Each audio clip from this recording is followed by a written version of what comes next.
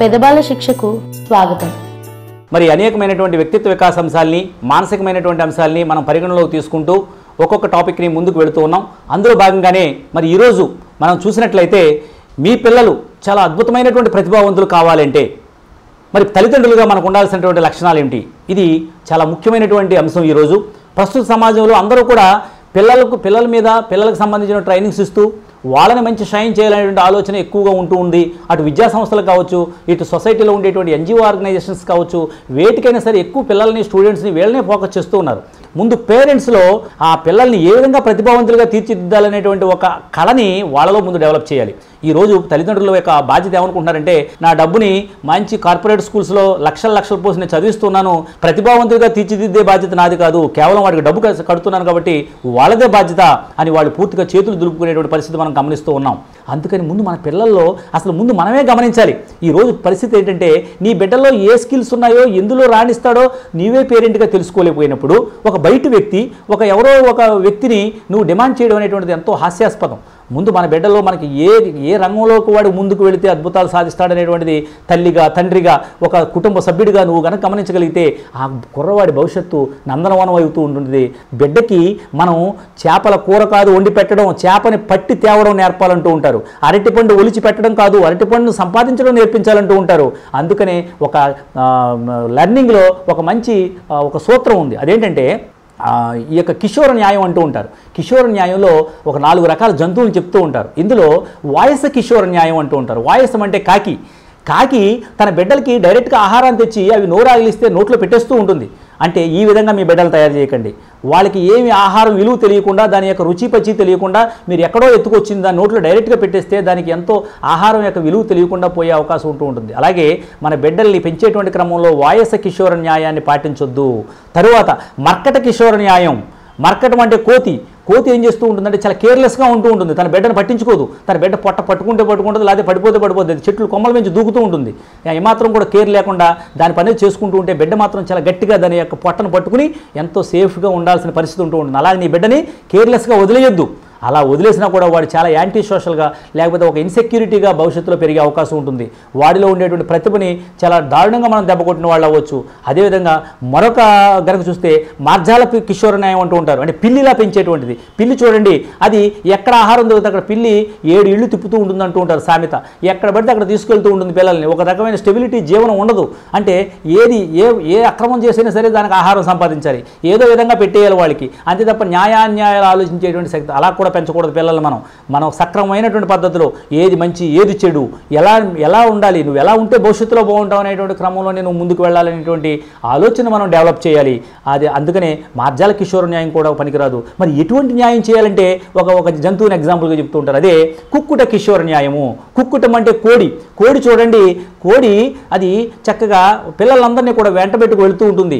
వెంటబెట్టుకుని వెళ్ళి ఆ యొక్క మట్టిలో కాళ్ళతో వెనక్కి వెళ్ళాల కుక్క అని లాగి ఆ యొక్క గింజల్ని వాటిని బయటకు వదిలేస్తూ ఉంటుంది. ఆ తర్వాత ఆ బాధ్యత నీదే, నువ్వు ఏరుకు తినాలి, నీ బాధ్యత, నీ ఆహార సంపాదన నీదే, నేను డైరెక్షన్ దారి చూపించానంతే ఇక్కడ ఆహారం ఉంది అని మాత్రమే చెబుతూ ఉంటుంది. అదేవిధంగా ఏదైనా గ్రద్ద కానీ ఏదైనా ఆ పిల్లల్ని ఎత్తుకుపోవడానికి వచ్చినట్లయితే తన రెక్కల్లో దాన్ని ఎంతో సేఫ్గా, ఒక వర్షం వచ్చినా కూడా దాని రెక్కల్లో దాన్ని సేఫ్గా దాచుకుంటూ ఉంటుంది పిల్లల్ని. అలాంటి న్యాయాన్ని చేయాలి తల్లిదండ్రులుగా. నువ్వు ఆ సేఫ్టీ అండ్ సెక్యూరిటీ అందివ్వాలి. ఎక్కడ తగ్గాలో అక్కడ తగ్గి, ఎక్కడ పెరగాలో అక్కడ పెరుగుతూ ఉండాలి, ఎక్కడ వదలాలో పిల్లల్ని అక్కడ వదలాలి, ఎక్కడ నొక్కాలో అక్కడ నొక్కాలి. ఏ విషయంలో వాడి డీవియేషన్స్ ఉందో అన్నింటినీ కూడా మనం తగ్గిస్తూ, ఎక్కడ స్వేచ్ఛ కావాలో అక్కడ స్వేచ్ఛిస్తూ ఉండాలి. అప్పుడే మీరు నిజమైనటువంటి తల్లిదండ్రులు. జీవితంలో తను ఏం చేయాలి, ఏం సాధించాలి, ఆ క్రమంలో మీరు కొద్దిగా దారి చూపి వదిలేస్తూ ఉంటే ఆ దారుల్ని వెతుక్కుంటూ ముందుకు వెళ్ళగలిగేటువంటి శక్తి సామర్థ్యాలు మీరు కనుక కల్పించినట్లయితే ఆ తల్లిదండ్రుల యొక్క ఏదైతే మనస్ఫూర్తిగా కోరుకుంటున్నారో ఆ బిడ్డల్లో అవన్నీ కూడా ఎస్టాబ్లిష్ అవుతూ ఉంటాయి. ఒక ప్రతిభావంతమైనటువంటి బిడ్డని మనం తయారు చేయాలంటే ఖచ్చితంగా పేరెంట్స్లో కొన్ని మంచి లక్షణాలు ఉండాలి. తల్లి గర్భంలో ఉన్నప్పుడే తన యొక్క అబ్జర్వేషన్ స్కిల్స్ అనేటువంటివి ఎస్టాబ్లిష్ అవుతూ ఉంటాయి. అందుకనే తల్లి తండ్రి మాట కానీ, ప్రవర్తన కానీ, తన యొక్క ఆలోచన విధానం కానీ ప్రతి క్షణం కూడా, ప్రతి సెకండ్ కూడా, ఒక ఫ్రాక్షన్ ఆఫ్ సెకండ్ కూడా క్యాచ్ చేయగలిగేటువంటి శక్తి మీ బిడ్డకుంటూ ఉంటుంది. మనం యొక్క చెడు మాటలు కానీ, చెడు ప్రవర్తన కానీ, చెడు ఆలోచన రీతులు కానీ ఉన్నట్లయితే ఖచ్చితంగా మనం అనుకుంటూ ఉంటాం, పిల్లవాడు గమనించట్లేదు, పిల్లవాడు చూడట్లేదు అనుకుంటూ ఉంటాం. కానీ తెలియకుండానే ఇవన్నీ కూడా వాడి యొక్క ఆలోచనలో భాగాలైపోతూ ఉంటాయి. అంతేకాకుండా మనం కనుక చూసినట్లయితే ఈరోజు సొసైటీలో ఎన్నో రకాలైనటువంటి సమస్యల్ని మనం చూస్తూ ఉన్నాం. ఆర్థిక అంశాలు కావచ్చు, సామాజిక కోణంలో కావచ్చు, ఇవన్నీ కూడా మనం తెలియకుండానే బిడ్డల మీద మనం ఆ యొక్క ప్రభావితాన్ని ఇంపాక్ట్ అనేటువంటి చూపిస్తూ ఉంటాం. జెండర్ బయాస్ కూడా చూస్తూ ఉంటాం. చాలామంది ఆడపిల్లలను ఒక క్రమంలో పెంచే విధంగాను మగపిల్లలకి ఇచ్చేటువంటి ఫెసిలిటీస్ ఇంకా కూడా మన సొసైటీలో చాలా వరకు కూడా ఈ జెండర్ బయాస్ని మనం గమనిస్తూ ఉన్నాం. మరి ఇలాంటి క్రమంలో ఖచ్చితంగా మన యొక్క బిడ్డని మంచి స్థితికి తీసుకెళ్లాలనుకున్నప్పుడు తనలో ఒక నిస్వార్థమైనటువంటి గుణం, సేవా గుణం, అంటే ఇతరులకి సమాజానికి ఏదో చేసేటువంటి దాంట్లో వచ్చేటువంటి ఆనందాన్ని పరిశీలింప చేయగలిగితే చాలా సంతోషకరమైనటువంటి జీవితానికి ఎస్టాబ్లిష్ పునాది అవుతుంది. అంతేగాని మనం ఈ కాంపిటేటివ్ వరల్డ్లో కేవలం చదువు అనేటువంటిది కేవలం పుస్తక జ్ఞానం అనుకుంటూ ఉన్నాం. అంటే ఈ పుస్తకంలో వచ్చేటువంటి నా జ్ఞానం ఒక్కటే మనకి సరిపోదు. లెర్నింగ్ అనేటువంటిది లైఫ్ లాంగ్ ప్రాసెస్. అది పుట్టిన దగ్గర నుంచి చనిపోయే వరకు కూడా ప్రతి క్షణం కూడా నేర్చుకుంటూనే ఉండాలి మనిషి. మనం ప్రతిభావంతుడు కావాలి అంటే ఆ ప్రతిభావంతమైనటువంటి కావాల్సినటువంటి లక్షణాలన్నింటినీ కూడా మనం రిసోర్సెస్ అందించే క్రమంలో ఏమాత్రం కూడా వెనక తగ్గొద్దు. కొంతమంది మగవారిని చూస్తూ ఉంటాం, ఆ పిల్లలకి అన్ని చూసుకునే బాధ్యత అమ్మ చూసుకుంటుందిలే, నాకెందుకు నేను సంపాదిస్తే సరిపోతుంది అనుకునేటువంటి తల్లిదండ్రులు ఎంతోమంది ఉన్నారు. కానీ ఈరోజు మారుతున్న ప్రపంచంలో చూడండి, 50% తల్లి పాత్ర ఉంటే 50% తండ్రి పాత్ర కూడా మన బిడ్డ యొక్క పెంపకంలో ఉండాలి. ఏ తల్లి తండ్రి అయితే సమానమైనటువంటి పాత్ర పోషిస్తూ మంచి స్థితికి పిల్లల్ని తీసుకెళ్తూ ఉంటారో ఆ పిల్లవాడి యొక్క వ్యక్తిత్వం అనేటువంటిది అద్భుతంగా డెవలప్ అవుతూ ఉంటుంది. పిల్లవాడిని చక్కగా ప్రతి విషయంలోనూ కూడా వారి యొక్క ఎడ్యుకేషన్ విషయంలో కానీ, లేకపోతే ఇతర పిల్లలతో ఎలా ప్రవర్తిస్తున్నాడు, లేకపోతే కుటుంబ సభ్యులతో ప్రవర్తన ఎలా ఉంది, ఎక్కడ డీవియేషన్స్ ఉన్నాయనేటువంటివన్నీ గమనిస్తూ ఉండాలి. ఈరోజు మనం మారుతున్నటువంటి ఎలక్ట్రానిక్ యుగంలో కనుక చూసినట్లయితే ప్రతి ఇంట్లోనూ కూడా ఈ ఫోన్ అనేటువంటిది ఒక పెద్ద సమస్యగా మారుతూ ఉంది. ఎలక్ట్రానిక్ గాడ్జెట్స్ అనేటువంటి వాళ్ళు కొంతమంది టీవీకి అడిక్ట్ అయిన వాళ్ళు ఉంటున్నారు, కొంతమంది ఫోన్కి, కొంతమంది ఏమో కంప్యూటర్, ల్యాప్టాప్స్కి, ట్యాబ్స్కి, ఇలా రకరకాలైనటువంటి ఈ యొక్క ఎలక్ట్రానిక్ గాడ్జెట్స్ ఏవైతే ఉన్నాయో ఇవన్నీ కూడా వాటి గుప్పెట్లోకి తీసేసుకునేటువంటి క్రమంలో మరి తల్లిదండ్రులుగా మన యొక్క ఫ్యామిలీ, మన కుటుంబ వ్యవస్థ, మన యొక్క కుటుంబంలో ఉండేటువంటి రిలేషన్స్, కమ్యూనికేషన్స్ ఇవన్నీ కూడా డెవలప్ చేయాల్సినటువంటి బాధ్యత పేరెంట్స్దే.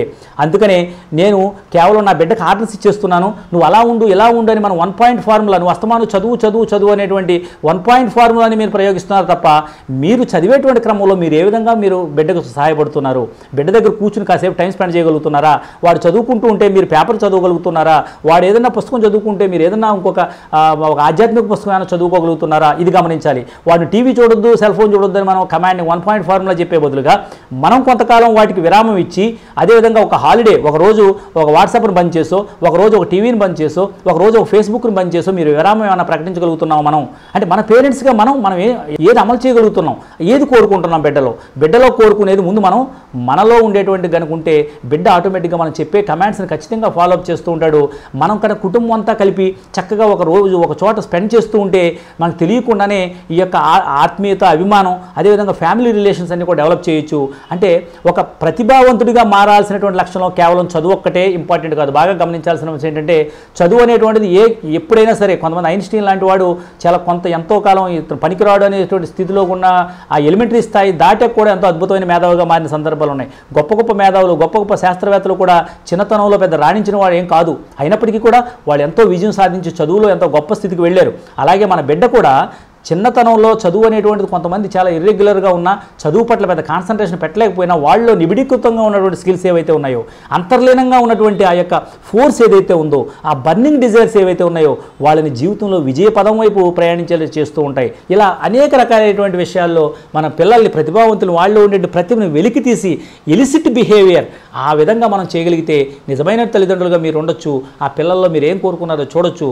మరొక మంచి అంశంతో మళ్ళీ కలుద్దాం. అంతవరకు సెలవు, నమస్కారం. మరింత సమాచారం కోసం మా పెదబాల శిక్ష ఛానల్ని సబ్స్క్రైబ్ చేయండి.